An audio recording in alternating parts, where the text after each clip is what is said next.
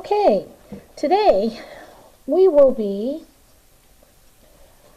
your learning goal today is I can write an equation to represent a word problem, and I can write an inequality to represent a word problem. So you're going to be using some of your skills that you were looking at. Maybe you're going to pull out that chart that helps you understand keywords, and you will be doing an activity.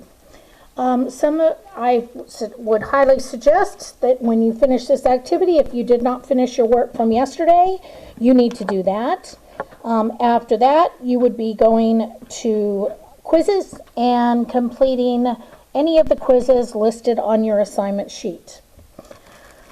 All right, with that being said, I want to show you kind of what this is going to look like. Okay?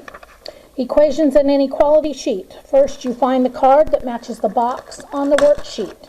So, I gave you an example down here at the bottom. And this is card number 1. This is one of the actual cards. It has a number 1 here.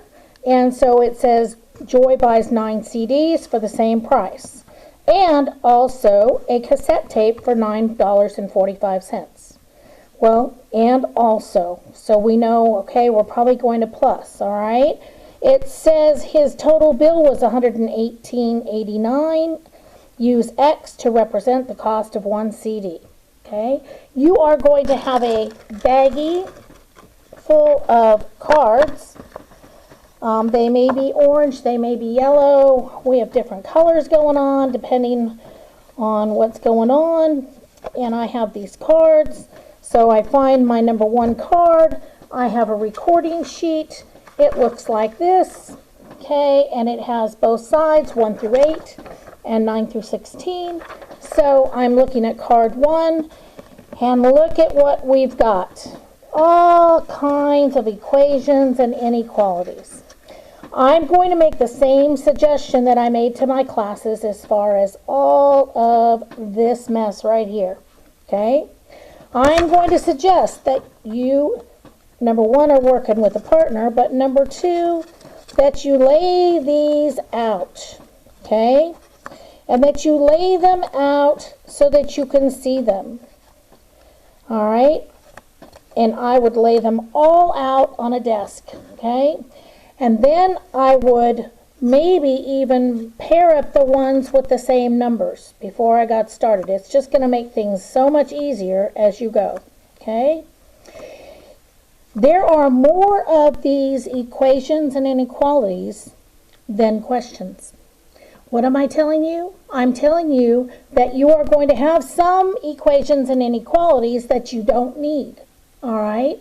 So the best way to handle this, I'm looking for this one that says 9 CDs for the same price, $9.45, $118.89. So I know I'm going to need those numbers.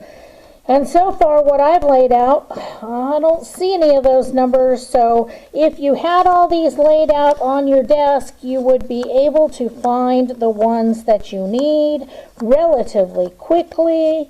And, ooh, look at, I found 2 with all 3 of those numbers so far. And there are all of my cards. And if I move this over just a little bit, I know you will be able to see them. I have 2 over here that say 9X, they have a 945, and they have 118.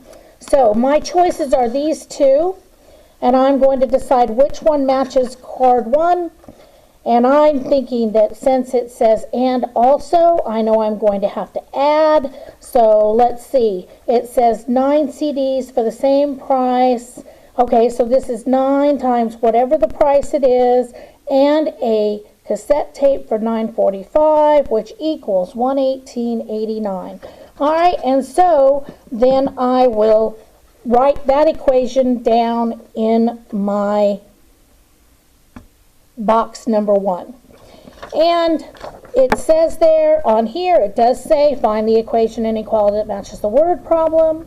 Write the equation or inequality in the box in the workspace.